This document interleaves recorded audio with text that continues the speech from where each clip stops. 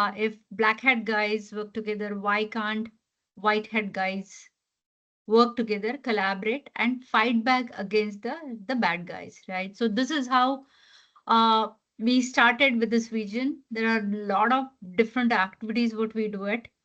One, while coming together, one is at the intellectual level, second is at the social level, and third is at sharing the new ideas and new initiative. And fourth, which we do differently, is like, okay, we work together and then we really uh, do a lot of other social activity, which helps us to really cover different aspect of giving back to society, which is technical society and social society. So welcome to the series of knowledge sharing. And this is as a collective intelligence of hundreds of years of collective intelligence we have. And then we have very technical people who has been within the industry as a practitioner or who has come out of the industry and then joined and started the entrepreneur journey. So we have a lot of variations in our CXO committee as a elevation. Now, coming back to last 2 years, there are a lot of discussions. So today's topic, you must be wondering like what exactly the topic is. Although the title says SBOM, and SBOM is software bill of material, which fortunately, because regulator has come forward, like, okay, in 2021, there was hue and cry because of Log4j. And we were just trying to figure it out, like, how do we handle this supply chain management? Quickly regulators came with some kind of guideline, and regulatory guidelines are always, they think ahead of the time. They think as a collective problem, how, what can be that problem. They also do research on how these kind of risks can be addressed. And that is where many regulators, at least in BFSI industry, came out with this SBOM, which is software bill of material, which does the analysis, software component analysis of the softwares what you have been on the production. Definitely development and production both. Uh, it also gives like what are kind of unknown softwares or unknown bill of materials that we are already aware about it. But while I was talking to Cyber NXT, we I learn a lot about different bombs, right? CBOM, AI bomb, and lot many things. And this is what a different thing which is going to come up. Another thing I spoke about Log4j, but we all know about the solar wind, right? So this solar wind was state sponsored attack through third party software as a part of legit this thing. There was a vulnerability which was identified, and then as a mass this thing, wherever the solar wind was and wherever the solar wind was upgraded, patched. We always talk, being a CISO, we always talk about patching to be done, but then solar wind, because of patching and the new vulnerability added as a part of supply chain attack, and then we know what happened, right? So there are enough of examples about how software chain attack can really create a massive impact. And to talk and learn more about beyond the SBOM, which has been the regulatory discussion, we have our ex-practitioner and now taken up the entrepreneurship role. We have Gopakumar Panicker, who has come forward and uh, agreed to have the session, and then whatever he has learned over a period of time and how effectively this can be managed, he has come forward and joined us to share this knowledge with all of us. And so just to, many of you may know Gopa, uh, but just to introduce formally, Gopa has been the ex-practitioner. He has been the co-founder of CyberNX right now, bringing in 2 decades of experience in IT and cybersecurity. Before making the entrepreneurship leap, he has spent a lot of years in frontline as the CISO at Aditya Birla Capital and other leading organizations, where he is not only talking from the entrepreneurship perspective or the product perspective, he's coming with the industry experience, and he has definitely tackled these problems in his 2 decades of experience. And that is what he has come out and then worked out some solutioning on that. Gopa is also widely recognized for his vast knowledge, hands-on expertise in everything from application security to SOC operations to the complexity of cloud security. Today, he joins us to share his insight on SBOM and CBOM lifecycle. And believe me, guys, you will find out more bombs. So, Gopa, it was very, very eye-opening for me personally while I was having a discussion with you and then not understand to meet the regulatory guidelines, but also think about what may come. And you were pretty ahead of our regulatory thinking and thinking about, you have called out only CBOM in the title, but I know that, okay, you have also thought about different types of bombs and which those risks will come, and then how time to time, how proactively we should really look at the different risk. And then how do we start early in thinking about how are we going to fix it, or at least what are we going to do over about it. So Gopa, it was very, very impressive to see the different kind of perspective what you have brought for it. Uh, so before I hand it over to you, Gopa, for all my participants who has been attending this webinar at 5 o'clock on Tuesday, you guys are aware that this this Amazon gift is not for you to be only as the commercial benefit or as the money benefit, but we promote a lot of knowledge sharing session, and this is only the gesture for you guys to promote to your next in line, so that in different ways we create more and more awareness. So for all the participants, whoever has joined, this contest is still open till 5:30. You still take 30 seconds if you want to repost it and then test what is your social quotient, how many likes that you get it. If you have already done, you are very proactive. If not, you still have a chance. And now your social quotient will definitely, you yourself will be able to check how much influential you are. And you can still take 30 seconds. By the time Gopa is setting up his slide deck, you can repost it and you can promote more and get more and more likes so that you have Amazon vouchers to win, right? So best of luck, everyone. And over to you, Gopa. Right. Thank you so much, Nuprita. That was pretty heavy introduction. And it is good to connect with a lot of people around. It's been some time for me. And great. I think if Ali is also here. I mean, I keep seeing his LinkedIn posts. He's a star all over in LinkedIn, I guess, with book published. So thank you so much for this opportunity to talk to all of you.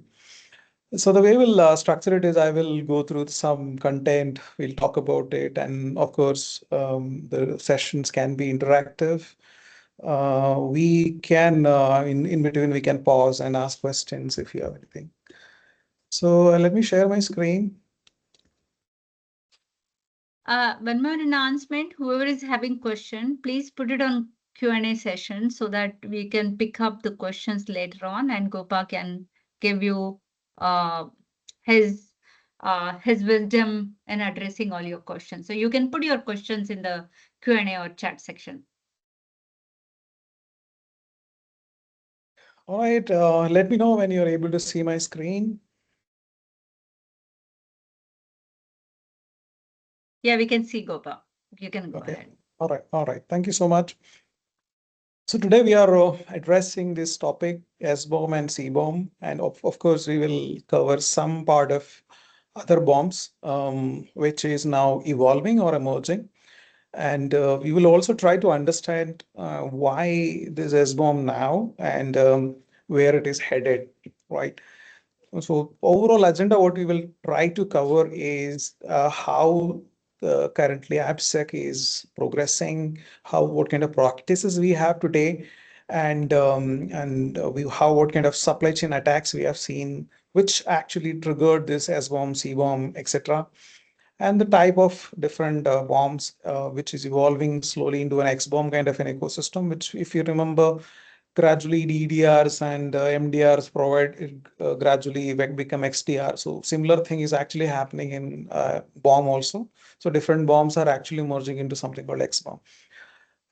Then we will also look at RBI, SEBI, certain expectations and the kind of strategy we can adopt to meet all these expectations. And lastly, since it is a knowledge sharing session, I have not kept a lot of content on our platform. Of course, we have a platform which addresses the SBOM and CBOM.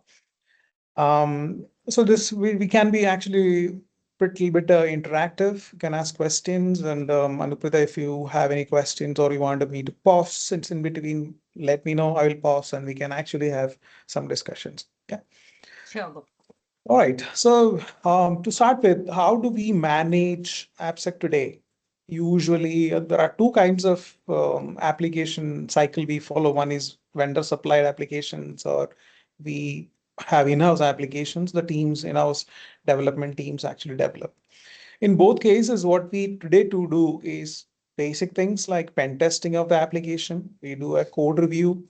In case we have the complete CI/CD with us, then we actually integrate the entire deployment lifecycle into CI/CD, which is SAST or DAST. Now, in the event of certain complex applications, which you say that, okay, I have a core banking application or net banking applications or policy processing applications, which is published to internet or it is critical to the business, then we also engage into threat modeling as an exercise. Usually, threat modeling is not a very, very common prevalent practice, but considering the complexity the applications are going through, especially since there are a lot of AI related coding getting generated and components getting added, threat modeling is more and more prevalent. How threat modeling helps is basically to understand the entire database data path architecture, the components like, what are the kind of key risks or business risks exist in the application? How do we mitigate those risks? What kind of integrations we need with SOC? What kind of threats or risk we can address by integrating it? So those kind of things actually is addressed through threat modeling. And finally, we have change management CAP processes, which we all do. Now, there is one more element which actually got added to the entire process for some time now. I mean, this got more and more prevalent after the incidents which Anuprita mentioned, the SolarWinds and Log4j.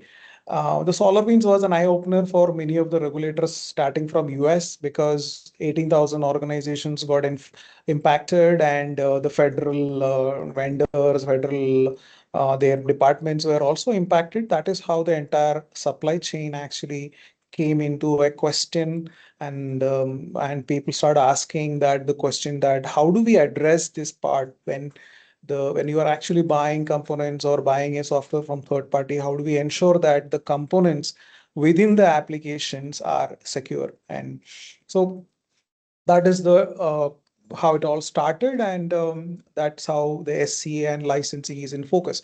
Now, also when we look at it, licensing is also a big part of it because if the application supplied to you by the vendor is using an open source edition or a software like a MongoDB or a Postgres, is it really compliant with your licensing requirements? Or is it like it's okay, it's a community edition, but what is the limitation? Or is the application built within the limitation or not? That is also in focus. Yeah. So when we look at the supply chain today, when you look at most of the applications today, use the modern stacks, whether it is Python or React or the main MERN framework, MongoDB, React, etc. So all of them are actually carrying a lot of open source components.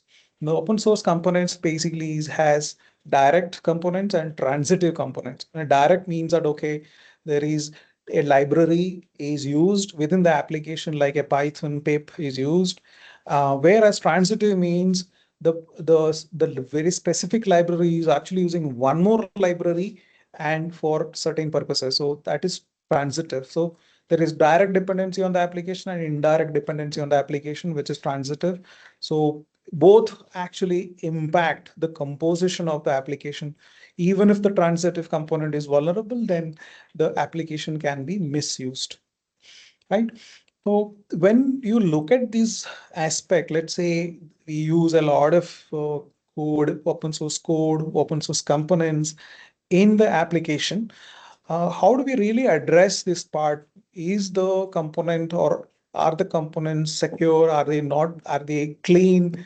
Are they in a shape to use in within the enterprise? These are the questions, and how do we really address these questions? Can this be addressed through or identified through the usual testing mechanisms, which are pen testing or vulnerability assessment? No, because they can't actually get into the composition of the products or the software and understand these aspects. And that's where without an SBOM, it is very difficult for you to understand whether the components used in the application is secure or not. Now we can equate this with a analogy that when you're actually looking at a building, in the building, you have structural aspects, you have the strength aspect, visual aspects, various aspects you look into. But are we in a position to understand what kind of cement is used, what kind of material is used, whether the strength use is correct, the steel uses is enough or correct? Are we in a position to look into the details of that composition of a building? The answer is no. To compare that with SBOM, SBOM gives that visibility that within the software, what all components exist and how they are in terms of security posture. Right. Now, what is the impact of this basically if we do not look into the SBOM or detailed components of an application? We are not in a position to understand vulnerabilities. If we can't understand the vulnerabilities and their impact, we can't actually prioritize patching or plan patching, leading to compliance failure, security breaches, and audit findings. Right. Now, to get into a little bit of what it is, SBOM. SBOM contains the component. Let's say, for example, log4j, and what is the version? The version is very important. Maybe one version is not vulnerable and one is vulnerable. So the version is very important. And who is the supplier of it? And what is the license? And the license is also extremely critical, because are you complying with the general industry licensing norms, your own organization's licensing compliance norms? Those aspects are addressed through license. And finally, the other two aspects are integrity of the SBOM and in relationships. Now, usually when you generate or receive an SBOM, it is basically in a machine readable format. Often some of our customers, when we interact with them, ask whether I have an SBOM in an Excel sheet. Is it valid? The answer to that we keep telling them is that no, it is not valid, because it is not a machine recognizable format, and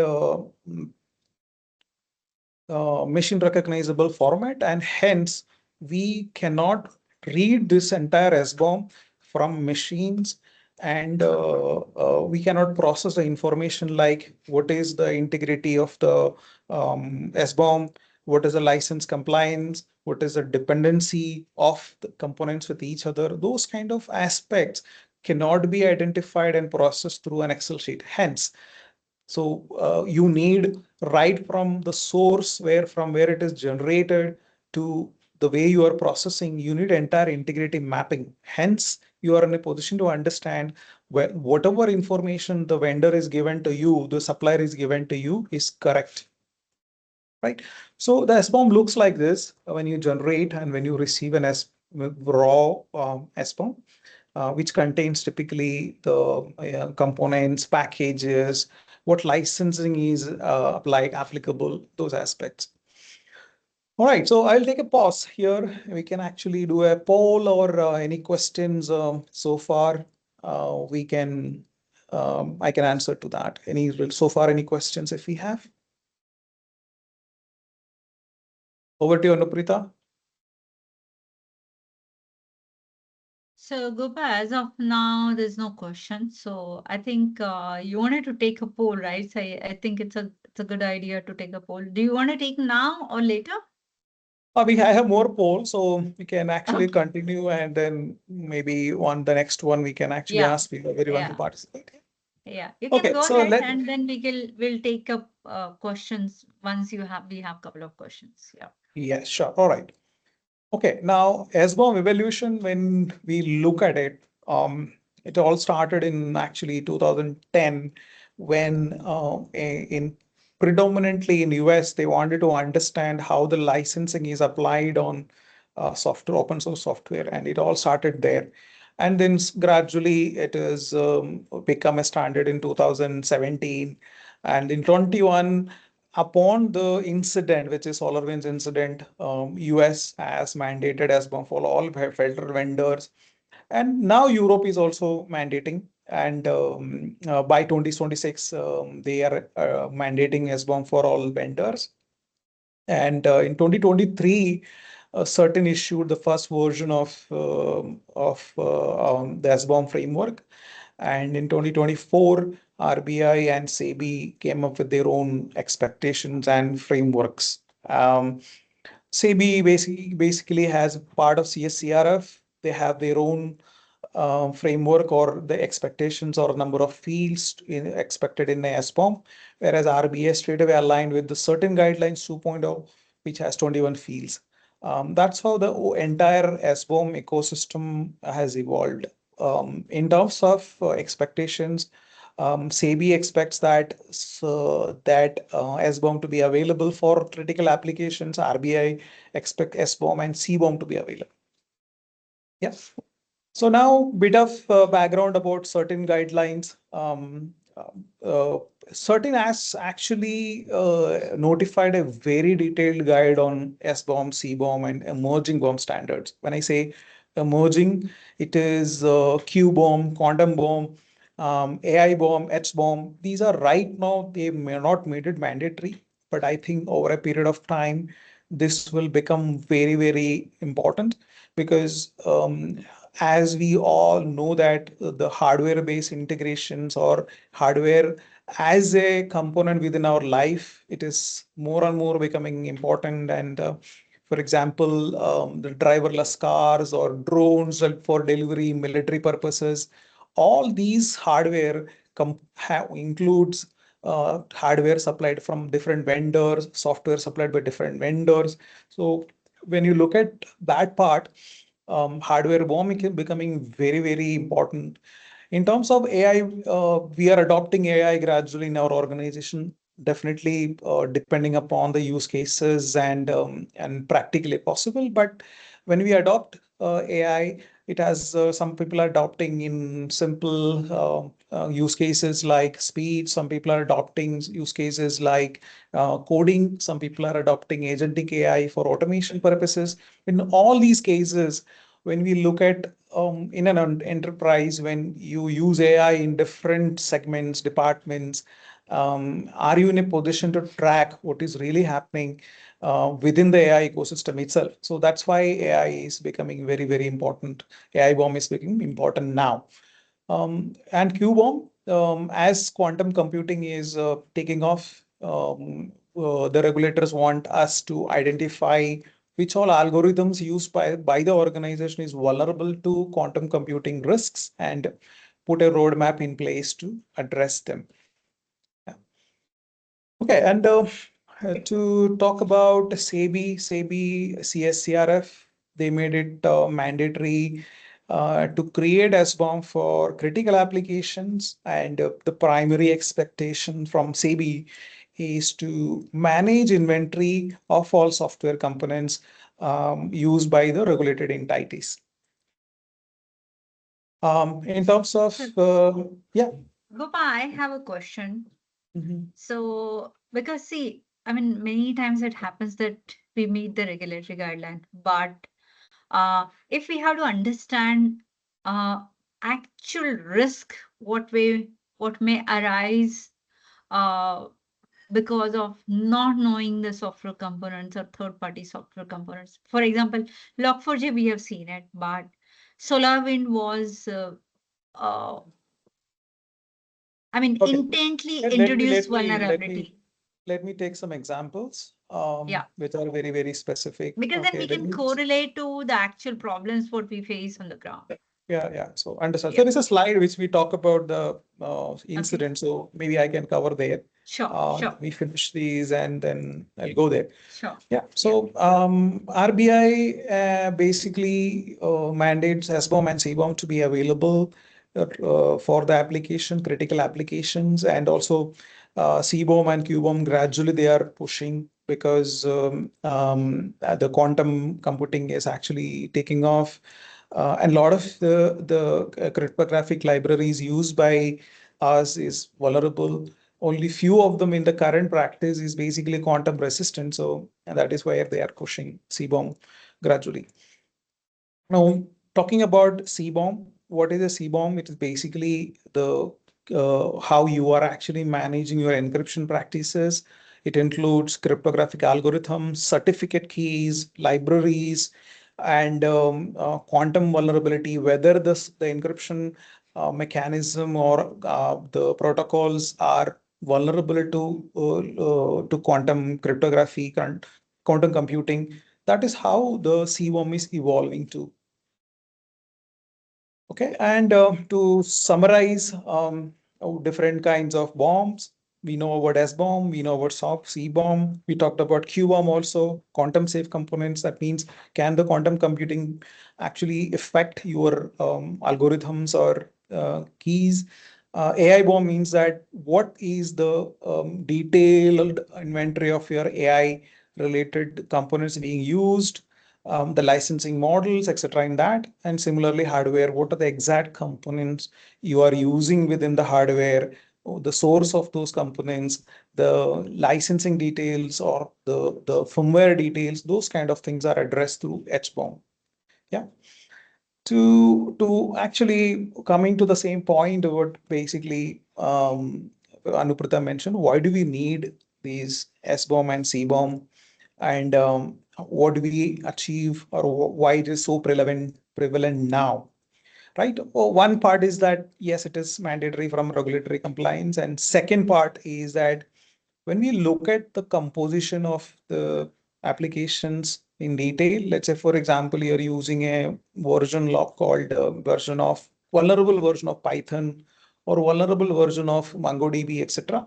Those kind of things or specific libraries used within the application stack itself, right? So those components are typically not detected through a penetration testing or a vulnerability assessment, typically a lot of them. So that is why the challenges related to addressing or identifying vulnerable components are coming out. Right. And lastly, the complete supply chain visibility. What is really what am I using? What basically components goes into the applications or the entire stack. That is what you're getting from the supply chain visibility. Okay, so last slide before the incidents.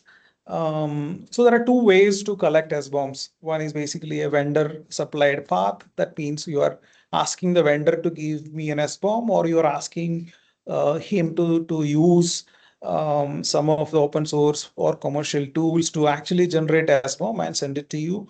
Once you receive that you actually process it and process in terms of to understand what vulnerabilities are there, what components are there, what licensing violations exist, those kind of things. And then you identify the risk and process whether this version is acceptable, whether this build is acceptable, those kind of things you decide. In terms of in-house or when you have total control over CI/CD pipeline using Jenkins or GitHub pipelines or Azure pipelines, you are in a position to actually control the entire build process, wherein you can actually put SBOM generation and deep inspection of the SBOM to understand what is the real composition of the software? Are there any high critical risks within the components? If yes, you can actually trigger a policy to stop the deployment completely automated. That is how in-house path can take. Provided you have this control over source code, and you can actually control the deployment process. Okay, now coming to why SBOM, and why do we need to look to get more visibility into that supply chain. Now, recently, I think there is an incident which triggered a lot of news, was the JLR incident, right? Everyone knows what happened in JLR incident. And in JLR incident, it cost around 5 weeks of total shutdown of their plant and operations, and leading to estimated $1.9 billion loss. And that was the latest incident we could classify into the supply chain incident. In JLR incident, it all triggered because of the vulnerability in SAP NetWeaver that was vulnerable, and using that, attackers created a backdoor into their environment. From there, they sat in the environment for quite some time and tried to understand how the environment works. Gradually got access to Jira. From there, they understood the critical systems the organization used. From understanding of that understanding, they went into deep into the organization. So that is one example. And why it caused? Because the organization could not identify the vulnerable components within the software, or if it was identified or declared by the vendor, they did not have knowledge or any plan to mitigate that. Now, the most prevalent at which most people know is SolarWinds case, wherein one of the major hacking group, compromised the build servers, right? So typically what you see in the build process, what we see, let's say we are engaging certain developers, and these developers are outsourced. They are outsourced to a small company, and they're using a GitHub account wherein you have entire code sitting there, and the code has your keys, critical information like API keys or passwords, etc., embedded in that. So it becomes very, very easy to target such kind of code repositories when you are outsourced people, or you don't have a total control over your code repositories. In such cases, it is easy for the attackers to actually target such code, get into the libraries which is used in the application, target them, inject a small piece of code or a code which actually they can use to do further activities within the system or take over the system completely. Some cases, what we also see is that they create a clone of the code and in a similar language. For example, if it is Python, they will actually create Python with double N Python. So in such cases, it is very difficult for people to identify that which is a legitimate library and which is a modified library, or such kind of cases. So in such eventualities also, we see that people download a wrong library or compromised library, malicious libraries, and they are used in a software supplied by the vendor, and you don't even know about it, right? And in such cases, when you run an SBOM, ask an SBOM, these kind of information will come to light, that they are using a library which is compromised and or not a legitimate library. Now, coming back to SolarWinds case, when the build process or build servers were compromised, and subsequently the entire code repository was available to the attackers. Gradually, they implanted the code within that, and the code during the build process, the final build which was pushed to the customers, the malicious code was embedded in that build, and which got downloaded by multiple organizations, and then it was compromised. And that is why the coming back to the question which Anupita asked, do we really know what we are buying and what is the real component or what is the real composition of the software we are getting? And if we do not know what kind of libraries they are using to build the application, we can't understand, are there any vulnerabilities, are there any malicious code implanted in that, and we will be using them. Yeah. How it impacts is that once that code is downloaded, implemented in your environment, it becomes an entry point or an easier mechanism to the attackers to get foothold to or conduct whatever activities they want to do further. I want to take a pause. Anuprita, does it answer your question? Yeah, very much, Gopa. Very nicely, you have really explained this very well, fundamentally. Yeah. Right. Any other questions? We can address that. So there is a question on the group. Yeah. So Anish has asked a question: How should organizations handle SBOM for vendor supplied software compared to in-house developed? So I think that is what you explained, right? Would you like to Yeah, I will. talk on a There is a vendor slide perspective? on that aspect, but yeah, I will. Yeah, there is a slide, but maybe we can take a poll here. And I mean, request if you can, all of you can actually point your camera on this scanner and vote. I'm just completely anonymous, and there is no personal information, organization information captured. Okay, so it's a poll time. So can I request everybody to just participate in the poll?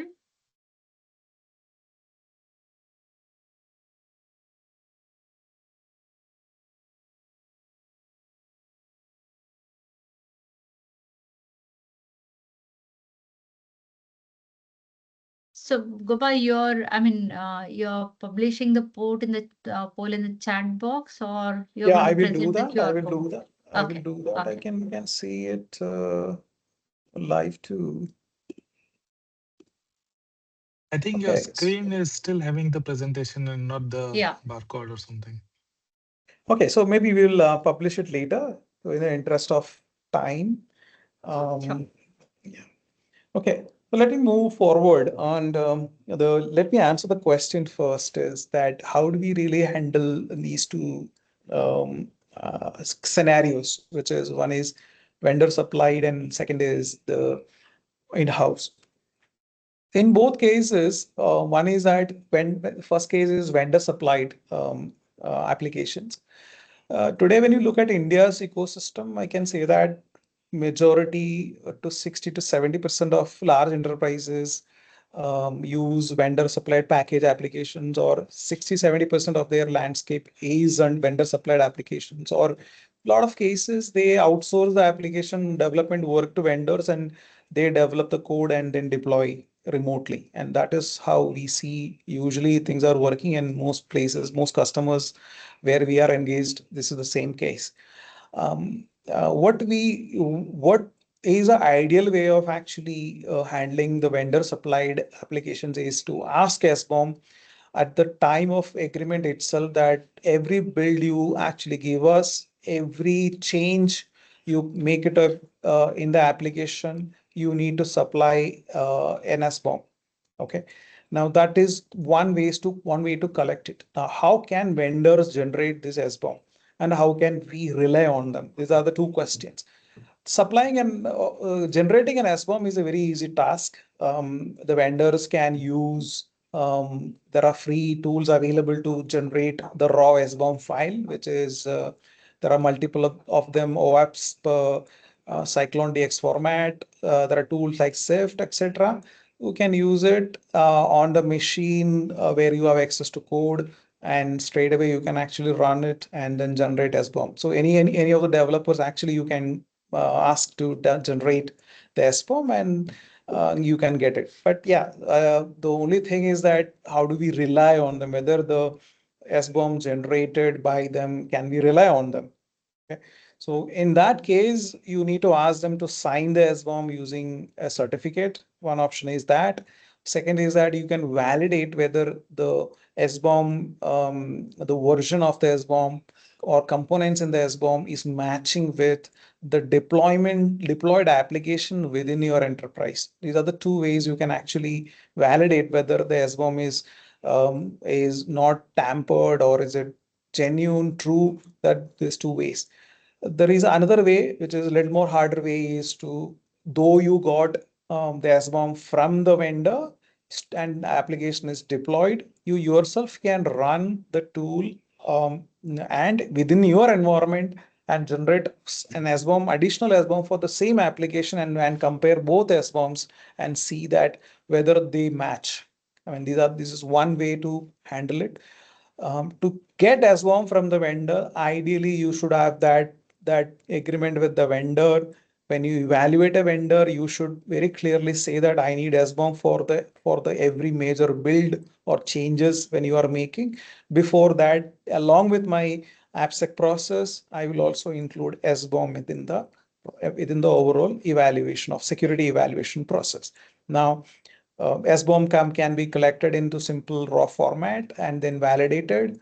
Or in case of the in-house applications, we can do the same process. There are two possibilities there. One, within the CI/CD process, if you have very good mature DevOps team, then using the DevOps pipeline itself, you can integrate the SBOM generation as one of the additional mechanism or measure step and generate the SBOM and take decision based on the composition or the state of the SBOM. Now, state of the SBOM, when I say that, I mean whether the components of the application, are they good in terms of the transitive and non-transitive dependencies? Do they have any major vulnerabilities and those kind of decisions? If there are vulnerabilities present, are they exploitable? And those kind of decisions you are in a position to take when you integrate with the CI/CD pipeline. And automatically, certain cases you can block it. No, this particular SBOM, it has high vulnerabilities. So my policy does not allow this build to go ahead. So straight away, you actually automate the entire process. So that brings a high level of automation opportunity for you. But yeah, it requires a certain amount of collaboration between the InfoSec team and the DevOps team. So if that exists, that is easier to do. The second way is to straight away connect the SBOM generation tools to some open source tools support. Mostly all commercial tools will support integration with the code repositories directly. So you can connect with GitLab, GitHub, Bitbucket, any of these repositories, scan the code using the tool and generate the SBOM. So the second method is to connect with the repositories, code repositories, and generate an SBOM. And then the third method is to install a CLI agent or client on the server where your application is running and then create SBOM. So all three methods is possible in on-prem. In vendor cases also, vendor also can actually connect to the code repository and generate SBOM. And on-premise also. Now, I hope this addresses the question. If there are any supplement question or additional questions in this, I can address. So this addresses Anish's question, as well as Rajesh Panchal had also asked the question similarly on a continuous assessment as a part of application security, which you mentioned about CI/CD. So Rajesh, I hope you are satisfied with the explanation what Gopa has given. So Gopa, there are two more questions. One, I'll go on the guideline perspective. So Taskin has asked a question. How are legacy or proprietary systems handled where SBOM cannot be obtained? And how is board level risk acceptance documented as required in SEBI? I think board level risk acceptance. So I think board level risk acceptance, it's a governance process. I think it goes exactly how other risk acceptances. But the See, no, question is, there is how are one element, we all struggle in this part, when I was a CISO, this is one used to be one major event. What usually the VAR teams will run the scan and they will find hundreds of vulnerabilities everywhere it is red. But people don't realize that every red is not a risk, right? So there are good red also, like good cholesterol, bad cholesterol. There are good red also, but usually every red is high critical is considered bad in a VA finding. But we also need to put in context that whether that vulnerability can be exploited, what is the real risk of that? Do we need to address something which can't be exploited? Or where we need to prioritize, and that is the precise thing which is now emerging over a period of time. A lot of organizations have gone into this risk-based vulnerability management or risk-based penetration testing, etc., to say that okay, we will prioritize those ones which are basically have a more risk value, right, or which basically can cause a security incident. So same thing applies here. Now, there is called something like vulnerability evaluation process here also VEX, wherein we are in a position to understand, okay, there is a vulnerable library, vulnerable component, but is it really exploitable? Okay, now is it really something can cause a security incident, or should we really be addressing it? That is a question we can ask in SBOM also. Now, how does it really help us? Now, do we need to go after every finding? No, we need to prioritize what is to be fixed. We don't need to address everything what SBOM is giving. And that is a prioritization we need to do. So when you go and address the board, we need to tell them, okay, we have a risk. This risk actually is correspondingly, we assess the risk, whether it is exploitable or which is this cannot be exploited, or this is not a serious risk problem right now. So according to that, this is a decision. So that is a justification you'll always have, you can actually make in terms of SBOM, right? And accordingly, you can do documentations. Okay. So I think, Gopal, a lot of questions are coming. I think I would really want you to cover, because there is a lot which you want to cover, and then we have another 10 minutes only. So these Yeah, I'll go questions on fast. I'll behalf go. of you, I think I'm giving a forward commitment to all my attendees. All these questions will write questions and answers, and then we'll circulate it. So on behalf of you, Gopa, I'm committing to my Of guys. course, of course, of course. Yeah. So I think you should go ahead with that, because we hardly have some time now. Sure. All So, right. and So everyone, this we is will answer my all these questions, and if there is any separate question answer or queries are there, then we will again offline take it up with the CyberNX team. Go ahead. sure. All right. So we know this process, right? We talked about it, explained it, that we have SBOM generation is embedded now. Usually in a matured process, you embedded as part of your AppSec tool chain. Sometimes you have to do it manually, because if the vendor is not matured, he's saying, I cannot actually help you with automation. I will only give you an Excel sheet. In such cases, you only have option to accept the file as a JSON file or a raw SBOM file from him.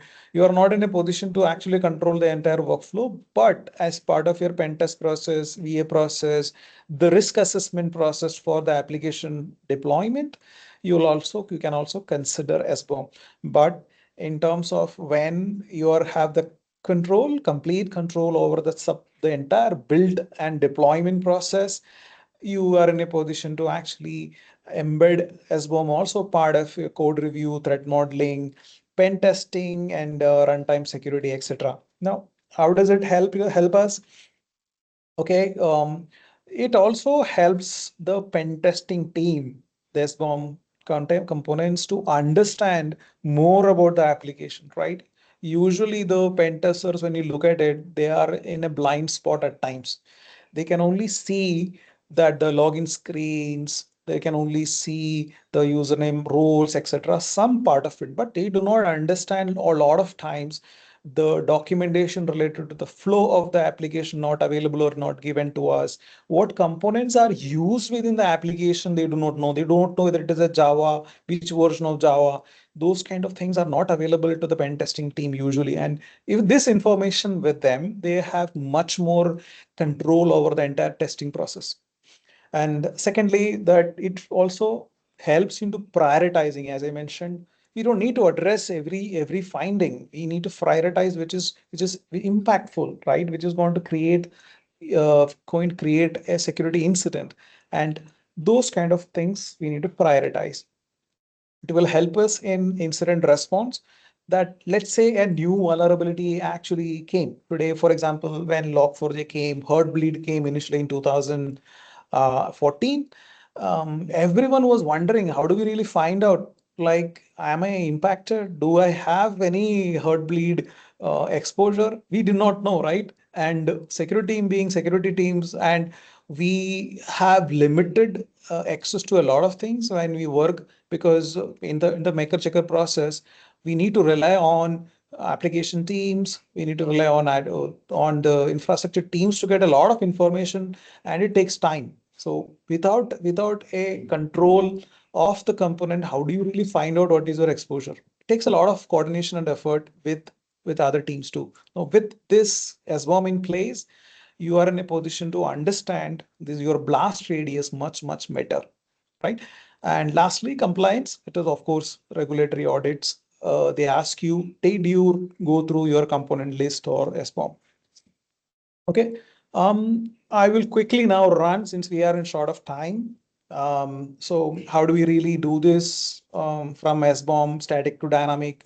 We generate, we maintain, and we monitor continuous scanning of new vulnerabilities depending upon the release cycle. Continuously we need to, because today's version can be vulnerable tomorrow. So you do not know. So we need to continuously scan, maybe a month, 3 months, depending upon your organizational policy, to scan the components of the SBOM to understand the life cycle or risk, license risk, etc.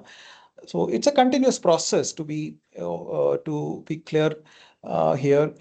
We have to continuously update the components, findings, remediation, whether it has happened properly. Those kind of it's a continuous process, right? We talked about this. There was a question related to vendor supplied application and in-house application. So we talked about it. So I'm not going to further talk about it. To summarize, so we have a source code, and we can connect the source code with CI/CD pipeline. We do a policy check automatically using the CI/CD pipeline. We understand the risks, and then take decisions, and then pass on the SBOM to the central repository. Similarly, in terms of vendor supplied applications, we get the SBOM file, we ingest, we process and identify risk, and then manage it centrally. Yeah. So the last part of the discussion, we wanted to introduce you to NXRadar, which is our complete SBOM and CBOM lifecycle management platform. It addresses the expectations, right, from security teams wanting a detailed understanding of components of the SBOM or the software's components, and also right from it addresses the compliance part of it, audit-ready reports for SEBI, RBI, etc. It also helps you in real-time CV monitoring, what vulnerabilities are discovered newly. It also integrates with your CI/CD pipelines in case there is a mature practice in the organization for certain applications which are in-house. Then it supports GitHub, GitLab, Azure DevOps, etc. integrations. Finally, how does this solves the entire supply chain problem? It identifies automatically the hidden third-party dependencies, gives you complete visibility into the entire SBOM and the components of it. It helps you in real-time monitoring, and you can manage entire SBOM files or their risk, etc., in a single dashboard. It supports integration with ticketing systems like Jira to assign tasks to people. It also does contextual risk analysis to tell you that what you should prioritize and what you should not prioritize. Don't need to prioritize. Those kind of the information is available. And one-click reporting. So it helps in terms of generating reports, which is SEBI, RBI expectations. So to dwell into how Gopal, this. sorry to disturb, but I think slides are not changing. Okay. Is it changing now? No, I'm not able to see. Okay, let me stop sharing and Yeah. yeah.